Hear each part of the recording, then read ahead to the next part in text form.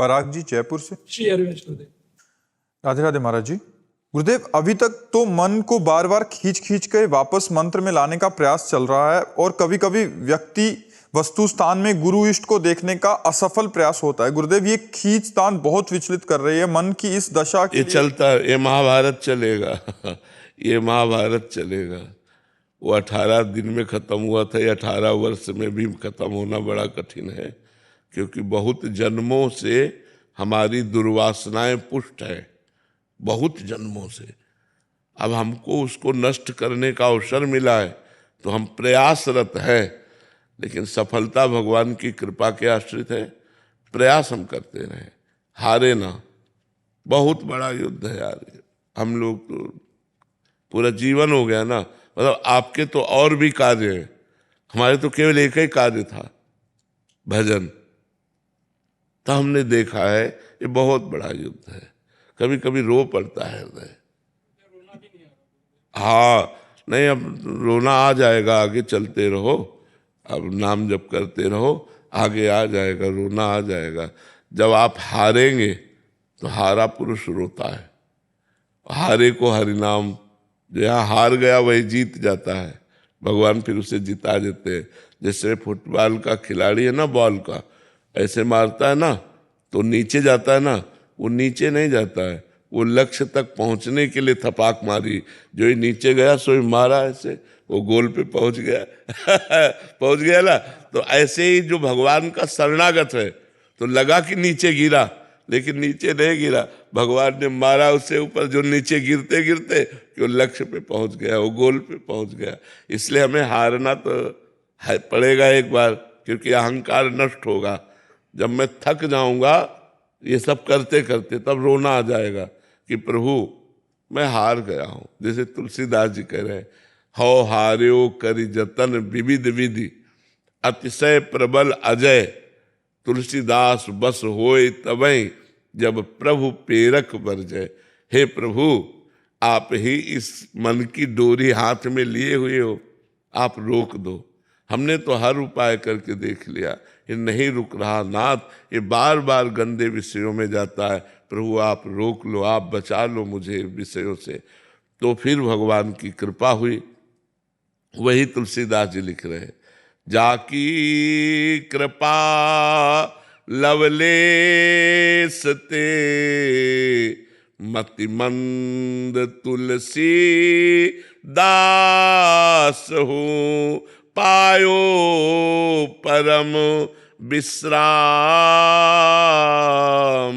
राम समान प्रभु नाही कहूँ। जिसकी लवलेश कृपा मात्र से मंदमति तुलसीदास परम विश्राम को प्राप्त हो गया, ऐसे प्रभु के समान कोई नहीं है, अद्वितीय है प्रभु।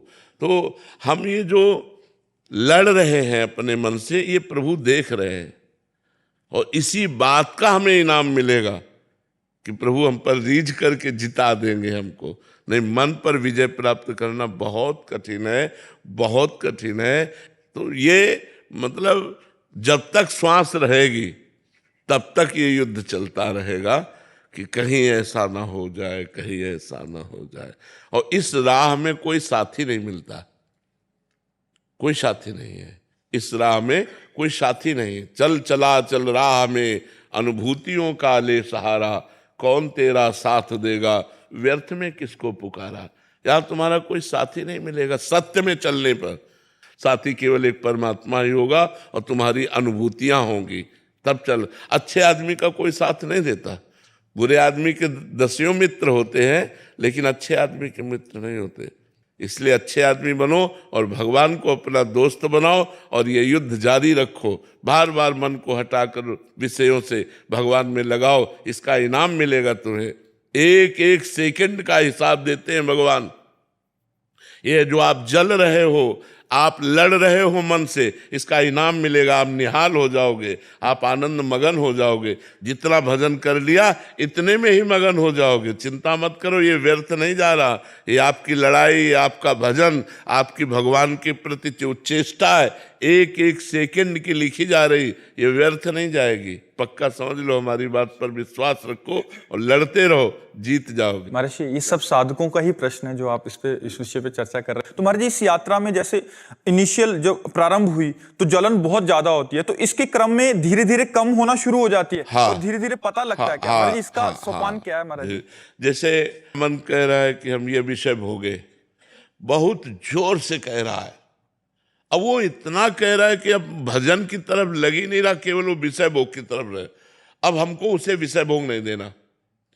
राधा राधा राधा, वो पागल सा बना देगा कि अब वो चाहिए ही।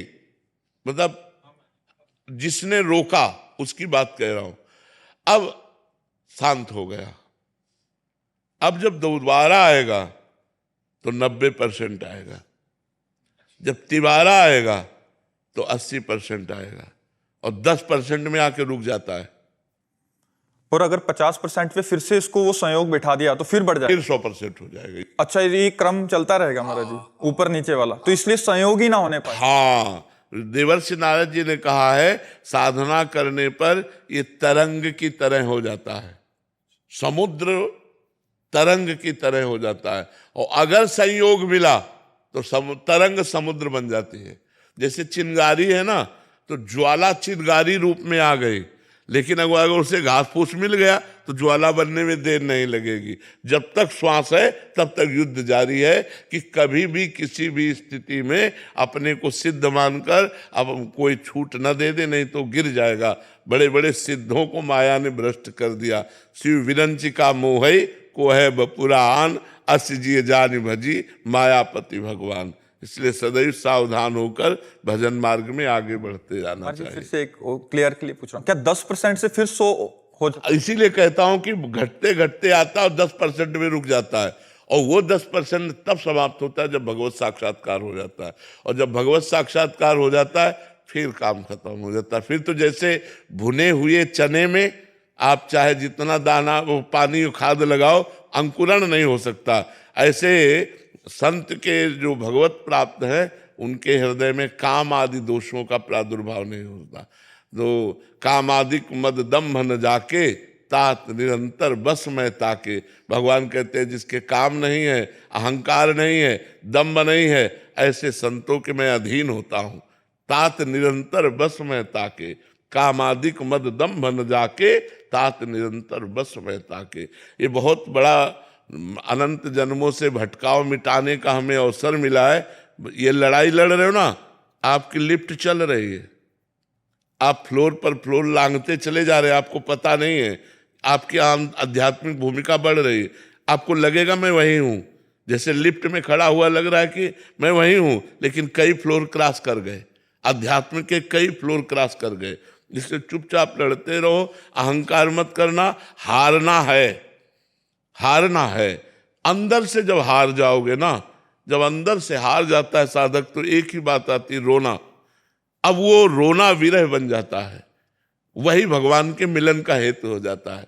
जब करते करते भजन करते करते और देख रहे वही विषय, वही गंदगी, वही, वो तो हार जाता है, रोता है, हे प्रभु अब क्या करूं, कौन सा साधन करूं, कैसे निपटे। वही कृपा उसको संभाल लेती है, आसपास से कृपा घेर लेती है, कवच कर लेती है और उसको निकाल देती है। जब तक साधना का अहंकार रहता है तब तक भगवत साक्षात्कार नहीं होता।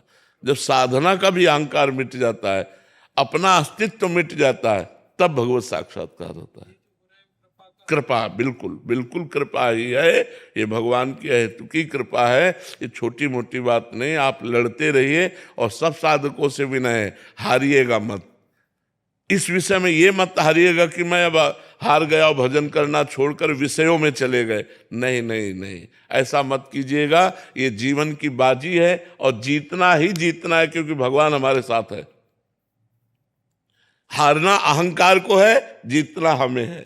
हम भगवान की शरणागति के बल से भगवान को जरूर प्राप्त करेंगे, ऐसा दृढ़ विश्वास होना चाहिए। एक साधक आए थे, वो बहुत विकल होकर कह रहे थे कि मैं हार गया और मेरे को अभी लग रहा है संसार ही चले जाऊं, तो ये गड़बड़ हो जाएगी ना महाराज जी? हम आपको एक घटना बताते हैं कि ये 20-25 वर्ष पहले की बात है कि एक साधक वृंदावन की दंडोती परिक्रमा लगाते थे। बहुत अच्छे साधक थे, गोरे पीले तगड़े हष्ट पुष्ट दंडवती परिक्रमा लगाते थे।